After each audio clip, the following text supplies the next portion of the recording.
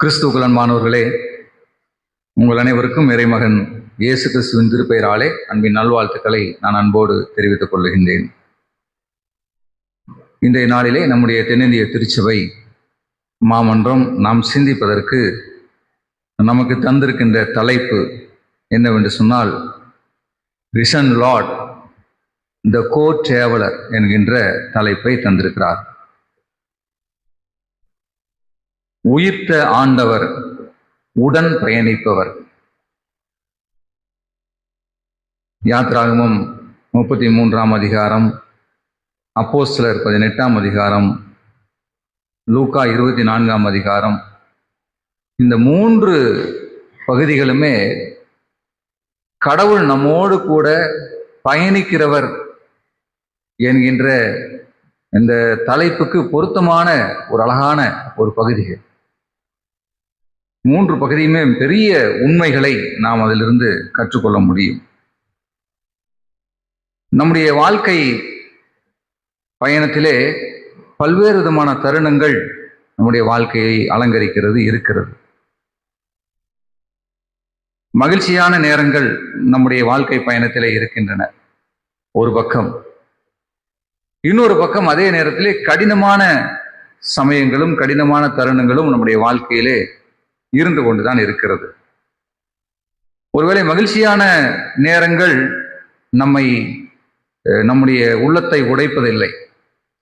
ஆனால் கடினமான நேரங்களிலே நாம் பயணிக்கின்ற பொழுது நம்முடைய விசுவாசம் அந்த இடத்திலே ஒரு கேள்வியாக மாறி போய் விடுகின்றது. முற்றிலும் நம்முடைய மனதை உடைத்து விடுகின்றது. நம்முடைய நம்பிக்கைகள் சிதறடிக்கப்படுகின்றது, சிதறி போகின்றது. நம்முடைய கனவுகள் உடைந்து போகிறது. நம்முடைய எதிர்காலம் நமக்கு இருளாக தோன்றுகின்ற நேரங்கள் இருக்கின்றது. இப்படிப்பட்ட நேரங்களிலே நாம் கேட்கின்ற ஒரு கேள்வி என்னவென்று சொன்னால், கடவுள் என்னோடு கூட இருக்கிறாரா? கடவுள் எங்கே? உயிர்த்தெழுந்த ஆண்டவர் என்னோடு கூட இருக்கிறாரா என்கின்ற ஒரு கேள்வி நம்மை தொடர்ந்து கேட்டுக்கொண்டே இருக்க வைக்கிறது. இந்த கேள்விக்கு ஒரு ஆழமான பதிலை அளிக்கின்ற பகுதி இந்த 3 பகுதியுமே ஆழமான பதிலை சொல்லுகின்ற ஒரு பகுதி தான். அதிலே நாம் இன்றைய நாளிலே லூக்கா 24ஆம் அதிகாரம் 13 முதல் 35 வசனங்கள் அடங்கிய பகுதியிலே இருக்கின்ற அந்த பகுதியை மாத்திரம் நாம் சிந்திப்போம். எம்மாவூருக்கு செல்லும் 2 சீடர்கள் துயரத்திலும் குழப்பத்திலும் அவர்கள் மூழ்கி போயிருக்கிறார்கள்.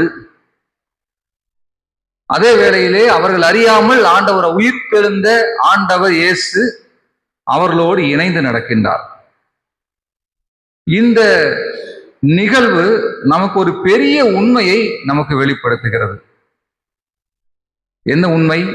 உயிர்த்தெழுந்த ஆண்டவர் எங்கேயோ இருக்கிறவர் அல்ல, தொலைவிலே இருக்கிறவர் அல்ல.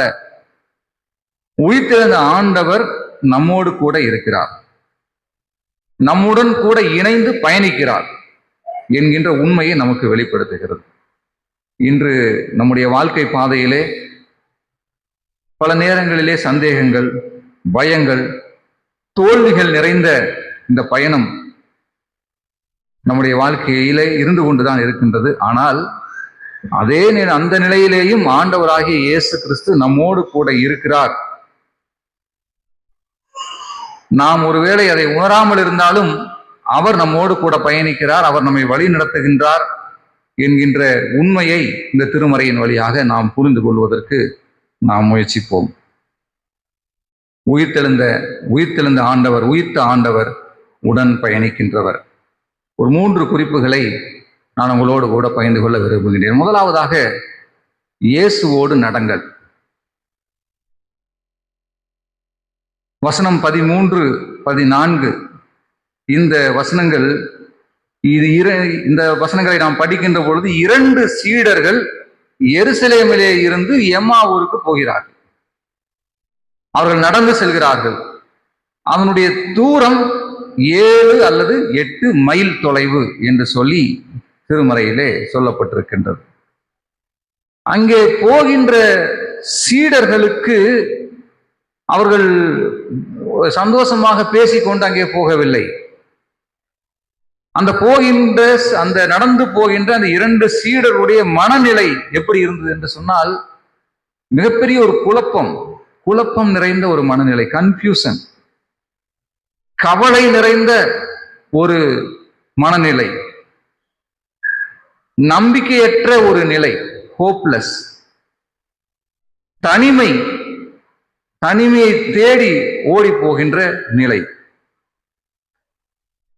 இந்த இடத்துல நீங்கள் பார்த்தீர்கள் என்று சொன்னால், யாரெல்லாம் இப்படிப்பட்ட சூழலிலே பயணிக்கிறார்களோ அவர்களோடு இயேசு தாமே சேர்ந்து கொள்கிறார். இங்கே 2 சீடர்கள் அங்கே எருசலேமிலே இருந்து எம்மாவூருக்கு போகிறவர்கள் யாரோடும் துணையோடு அவர்கள் போகவில்லை. 2 பேரும் அவர்கள் போகிறார்கள். ஆனால் இயேசு கிறிஸ்து, உயிர்த்தெழுந்த ஆண்டவராகிய இயேசு கிறிஸ்து தாமே அவர்களோடு கூட இணைந்து கொள்ளுகிறார், அவர்களோடு கூட சேர்ந்து கொள்கின்றார். இந்த இடத்திலே நாம் ஒன்றை புரிந்து கொள்ள வேண்டும். இப்படிப்பட்ட ஒரு சூழலிலே, பயத்திலே, கலக்கத்திலே, நடுக்கத்திலே, கவலையிலே, குழப்பத்திலே, நம்பிக்கையற்ற ஒரு நிலையிலே நம்முடைய வாழ்க்கை என்கின்ற பயணத்திலே ஆண்டவராகி நாம் நடக்கின்ற பொழுது, பயணிக்கின்ற பொழுது, கடவுள் எங்கே என்கின்ற ஒரு கேள்வியை நம்முடைய உள்ளம் கேட்டுக்கொண்டிருக்கின்ற பொழுது, ஆண்டவராகிய இயேசு கிறிஸ்து நம்மோடு கூட இணைந்திருக்கிறார் என்கின்ற ஒரு நம்பிக்கையின் செய்தியை இந்த திருமறை நமக்கு சொல்கிறது. இங்கே இயேசு அவர்களோடு கூட இணைந்து கொள்கிறார். ஆனால் இயேசு நம்முடன் பயணிக்கிறார் என்பதை அவர்களாலே புரிந்து கொள்ள இயலவில்லை.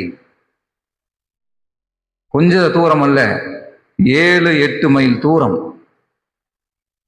8 மைல் தூரம் ஒருவர் நாம் நடந்து போகிறோம் என்று சொன்னால் அதுக்கு எவ்வளவு நேரம் ஆகும்?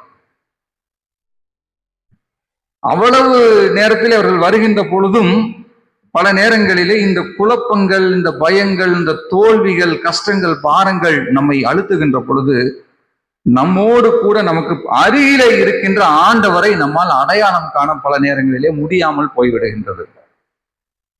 நம்முடைய வாழ்க்கையிலேயும் அப்படித்தான். பல நேரங்களிலே நமக்கு அருகிலே ஒரு விஷயம் இருக்கும், நம்ம அது நமக்கு தெரியாது. அவசரமா புறப்பட்டு போவோம், பைக் சாவி எங்க வச்ச இடம் நமக்கு தெரியாது, நம்ம முன்னாடிதான் இருப்போம், தேடி கொண்டு இருப்போம். கிச்சன்ல எங்க வீட்டு அம்மாவுக்கு உதவி செய்ய போகும்போது அந்த கடுகு எடுத்து போடுங்கம்பாங்க, கடுகு முன்னாடியே தான் இருக்கு, என் கண்ணுக்கு தெரியாது. எதற்காக சொல்கிறேன் என்று சொன்னால், பல நேரங்களிலே நமக்கு முன்பாக இருக்கின்ற நிறைய விஷயங்கள் நமக்கு தெரிவதில்லை. நம்முடைய மனம் வேறு நிலையிலே இருக்கின்ற பொழுது, குழப்பத்திலே, கஷ்டத்திலே, பாடுகளிலே நாம் இருக்கின்ற பொழுது, நமக்கு அருகிலே இருக்கின்ற, நம்மோடு கூட உடன் பயணிக்கின்ற, நாம் ருசித்த ஆண்டவரை நம்மால் அடையாளம் காண இயலாமல் போய்விடுகின்றது.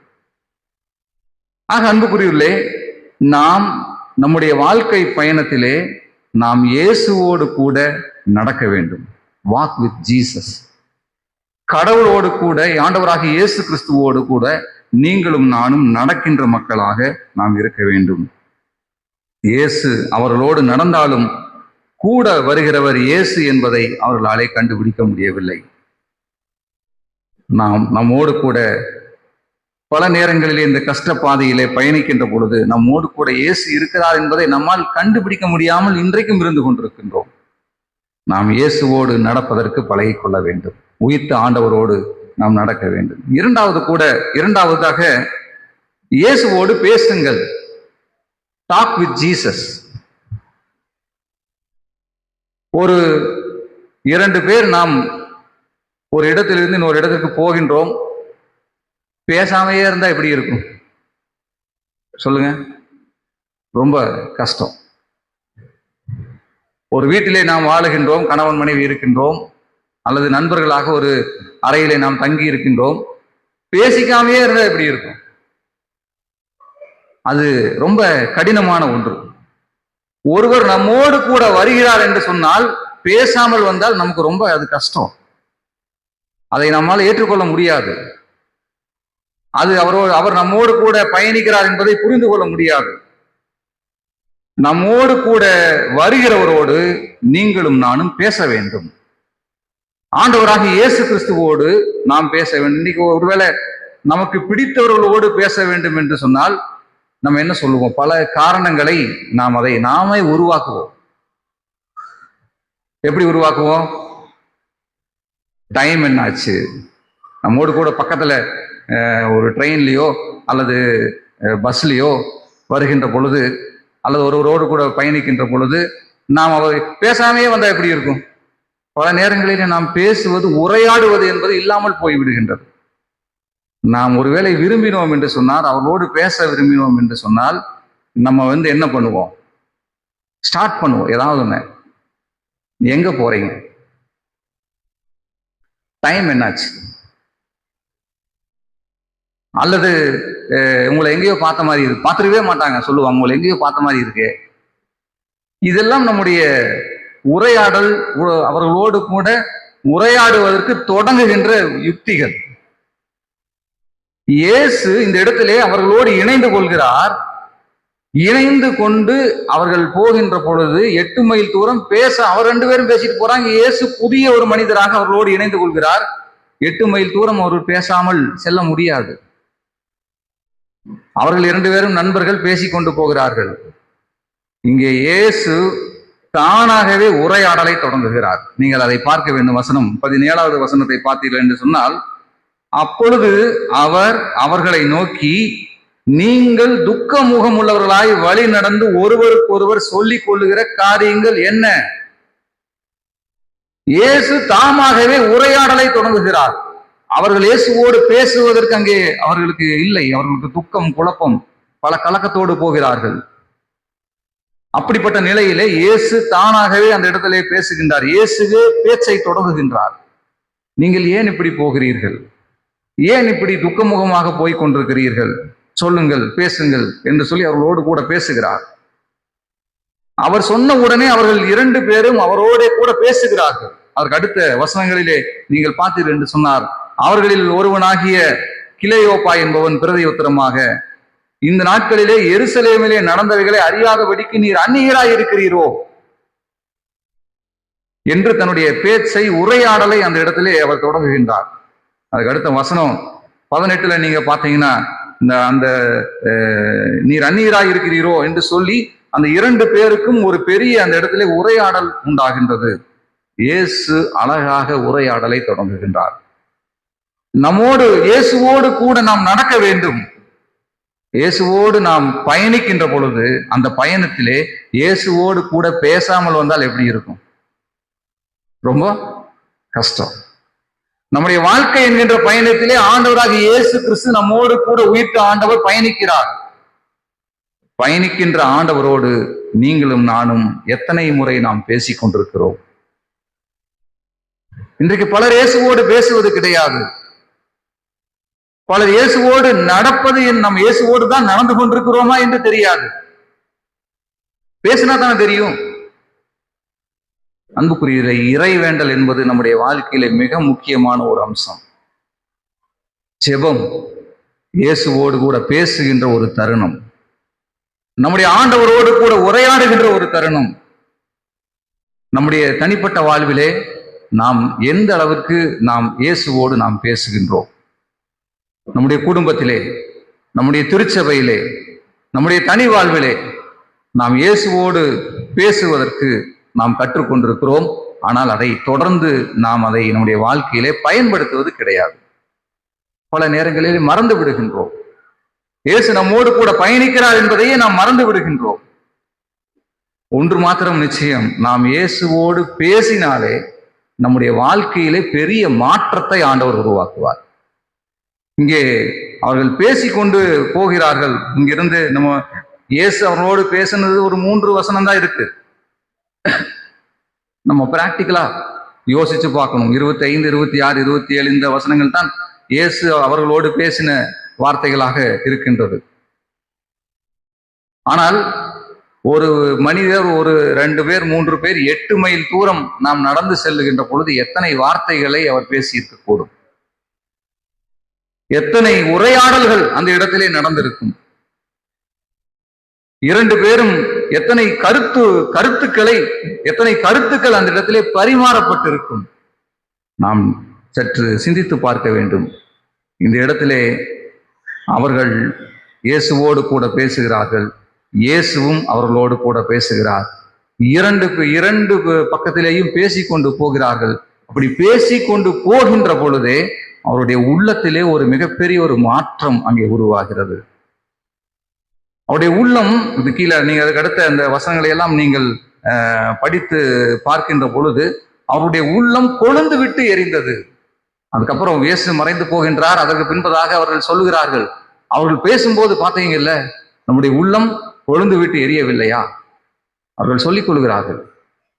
அன்புக்குரியவர்களே, இயேசு நாம் குழப்பத்தோடு போகலாம், நடுக்கத்தோடு, பயத்தோடு, திகிலோடு, பாடுகளோடு நாம் பயணிக்கலாம். ஆனால் இயேசுவோடு நாம் தொடர்ந்து பேசிக்கொண்டே இருப்போம் என்று சொன்னால், இயேசுவோடு நாம் தொடர்ந்து பயணம் செய்து கொண்டிருப்போம் என்று சொன்னால், நம்முடைய வாழ்க்கையிலே இருக்கின்ற அந்த குழப்பங்களை எல்லாம் கொஞ்சம் கொஞ்சமா அப்படியே ஆண்டவர் எடுத்து போடுவார். மாற்றி விடுகின்ற ஆண்டவர் நம்முடைய ஆண்டவர். இங்கே ஒரு பெரிய மாற்றத்தை இயேசு கொண்டு வருவதை நாம் பார்க்க முடிகின்றது. 3ஆவதாக, இயேசுவோடு கூட நீங்கள் உணவு அருந்துங்கள். இது எப்படிங்க ஐயா இயேசுவோடு உணவு அருந்துறது? நமக்கு ஒரு கேள்வி நமக்கு வரலாம். அந்த மக்கள், அந்த 2 பேரும் அங்கே பயணித்தார்கள். இயேசு அவர்கள் சென்ற இடம் வருகின்ற பொழுது, அவர்கள் அந்த இடத்திற்கு போகின்ற பொழுது இயேசு அப்புறம் போகிறவர் போல அந்த இடத்திலே அவர்களுக்கு தோன்றினார். ஆனால் அவர்கள் வலிந்து இயேசுவை அழைத்து, நீங்கள் எங்களோட கூட தங்குங்கள், சாயங்காலம் ஆயிற்று என்று சொல்லுகின்ற பொழுது அவர்கள் அந்த இடத்திலே போய் ஆண்டவராகிய இயேசு கிறிஸ்து அவர்களோடு கூட தங்குகின்றார். நம்மோடு கூட உடன் பயணிக்கிறவர்கள் நம்மோடு கூட என்னைக்கும் சாப்பிடணும்னு நம்ம நினைச்சதே இல்லை, கிடையாது. நம்மோடு கூட உடன் பயணிக்கிறவர்களோடு நாம் உணவருந்துவது எத்தனை பேர்? கொஞ்சம் நமக்கு தெரிந்த நண்பர்கள் என்று சொன்னால் நாம் உணவருந்துவோம், அவர்களோடு உட்கார்ந்து ஹோட்டல்ல சாப்பிடுவோம், ஒரு டீ சாப்பிடுவோம். அது உறவினுடைய அடுத்த நிலை. இன்னைக்கு நாம் இங்கிருந்து கோயம்புத்தூர் ஒரு ட்ரெயின்ல போறோம் அப்படின்னு சொன்னா, நம்மோடு கூட பயணிக்கிறோம். அந்த இடத்துல இறங்கணும்னு வேற பக்கம் உடனே போய் விடுகின்றோம். ஆனால் அந்த உரையாடல் இங்கிருந்து போகின்ற பொழுது அந்த உறவு, அந்த ஐக்கியம் வலுப்பெறும் என்று சொன்னால், ஸ்டேஷன்ல இறங்கின உடனே வாங்க ஒரு டீ சாப்பிட்டு போலாமே சொல்லுவோமா, சொல்ல மாட்டோமா? இந்த இடத்திலே ஆண்டவராகி இயேசு கிறிஸ்துவோடு அவர்கள் செல்லுகின்ற பொழுது அப்படிப்பட்ட ஒரு உறவு அந்த இடத்திலே ஏற்பட்டது. அந்த இடத்திலே அவர்கள் சொல்லுகிறார்கள், 20வது வசனம் 30வது வசனம் பாருங்க. அவர்களோடே அவர் பந்தி இருக்கையில் அவர் அப்பத்தை எடுத்து ஆசீர்வதித்து அதை பிட்டு அவர்களுக்கு கொடுத்தார். இயேசுவோடு இங்கே உணவருந்துங்கள் என்பது நாம் அவருடைய திருப்பந்தியிலே பங்கு பெறுவதை நாம் நினைவு கூற வேண்டும். அந்த திருப்பந்தியிலே பங்கு பெறுவது என்பது ஆண்டவராகி இயேசு கிறிஸ்துனுடைய உயிர்த்தெழுதலை நீங்களும் நானும் அறிக்கை செய்கின்றோம். அவரோடு கூட உறவிலே நாம் ஐக்கியப்படுகின்றோம். நம்மோடு கூட உடன் வாழுகின்ற திருச்சபையோடு, பிற மக்களோடு நாம் ஐக்கியப்படுகின்றோம் என்பதை நாம் மறந்து போய்விடக்கூடாது. நாம் ஆண்டவராகிய இயேசு கிறிஸ்துவோடு நாம் பயணிக்கின்ற பொழுது அவரோடு கூட நடக்கின்ற மக்களாக, அவரோடு கூட பேசுகின்ற மக்களாக, அவரோடு கூட உணவருந்துகின்ற ஐக்கியப்படுகின்ற மக்களாக, திருச்சபையாக நாம் இருக்க வேண்டும். அந்த சூழ்நிலையிலே தான் அவருடைய கண்கள் திறக்கப்படுகிறது. அது பின்பதாக நீங்கள் பாருங்கள், அதுக்கு அடுத்த அந்த வசனங்களை எல்லாம் பார்க்கின்ற பொழுது, அப்பொழுது அவருடைய கண்கள் திறக்கப்பட்டு அவரை அறிந்தார்கள், உடனே அவர் அவர்களுக்கு மறைந்து போனார். இந்த உறவு, இந்த ஐக்கியம் நம்முடைய வாழ்க்கையிலே நிலைத்திருக்கின்ற பொழுது மாத்திரமே நம்முடைய கண்கள் திறக்கப்படும். நம்முடைய பாடுகள், நம்முடைய கவலைகள் நம்மை விட்டு அகன்று போகும். ஏன் எருசலேமிலே இருந்து இவர்கள் எம்மாவுக்கு போகிறார்கள்? நீங்கள் அந்த வசனம் தொடங்கின பொழுது, நீ அன்றைய தினம் இயேசு உயிர்த்தெழுந்த அன்றைய தினமே பேதுரு போய் அந்த கல்லறையை பார்த்து விட்டு இயேசு உயிர்த்தெழுந்தார் என்ற செய்தியை கேட்ட அன்றைய தினமே எருசலேம் நகரத்திலே இருந்து அவர்கள் எம்மாவுக்கு போகிறார்கள். எருசலேம் ஒரு பயத்தின் நகரமாக மாறி போயிருந்தது. சீடர்கள் ஓடி ஒளிந்து கொள்ளுகின்ற ஒரு நகரமாக மாறி போயிருந்தது. அவர்கள் அன்றைய தினமே 8 மைல் தூரம் நடந்து அவர்கள் எம்மாவூர் என்கின்ற ஊருக்கு, அந்த இடத்திலே அவர்கள் செல்கின்றார்கள். அங்கே எதற்காக போனார்கள் அது நமக்கு தெரியவில்லை. ஆனால் அவர்கள் இயேசு உயிர்த்தெழுந்த ஆண்டவராகிய இயேசுவை கண்ட பின்பதாக அவர்கள் அப்பவே திரும்பி வந்தார்கள். இங்கிருந்து பாபநாசம் போறோம்னு வச்சுங்களேன், நடந்து போறோம், எவ்வளவு நேரம் ஆகும்? நான் போகிறது ஒரு வேலையா இருக்கலாம். இங்கே கும்பகோணத்துக்கு பயந்து நான் அங்கே ஒரு வேலை போயிருக்கலாம். ஆனால் அந்த பயம் என்னை விட்டு அந்த இடத்திலே நீங்கி என்னுடைய கண்கள் திறந்த பிற்பாடு உடனே நான் அங்கே இருந்து, நான் உனக்கு ரெஸ்ட் எடுத்துட்டு வரல, உடனே அங்கே இருந்து திரும்பி வந்தால் எப்படி இருக்கும்?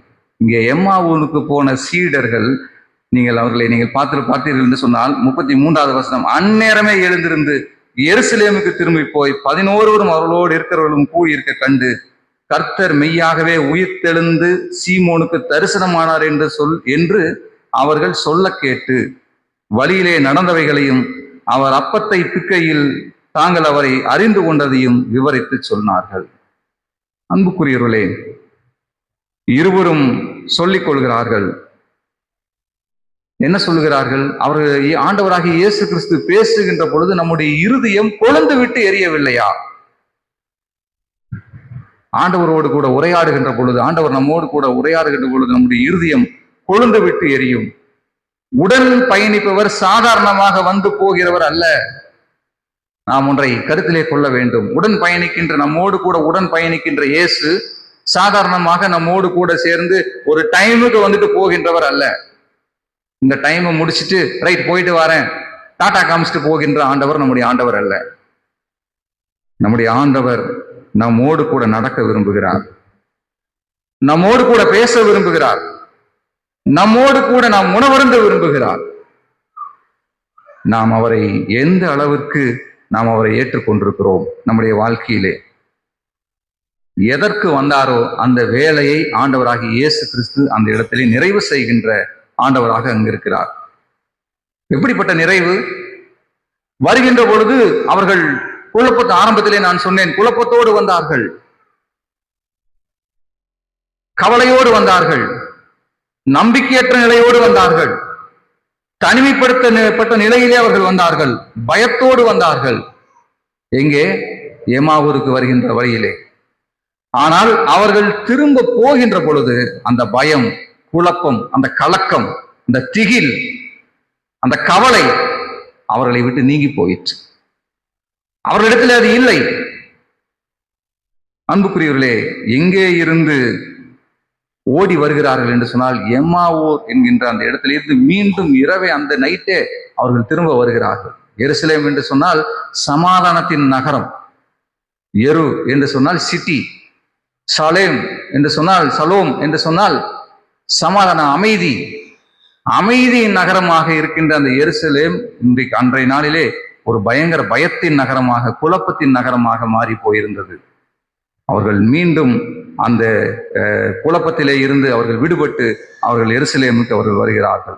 அன்புக்குரியவர்களே, தன்னோடு கூட உடன் பயணிக்கின்ற மக்களை, அவர்களை ஆண்டவராகிய இயேசு கிறிஸ்து அப்படியே மாற்றுகிறார். அவருடைய வாழ்க்கை முழுமையான ஒரு மாற்றம் அடைகிறது.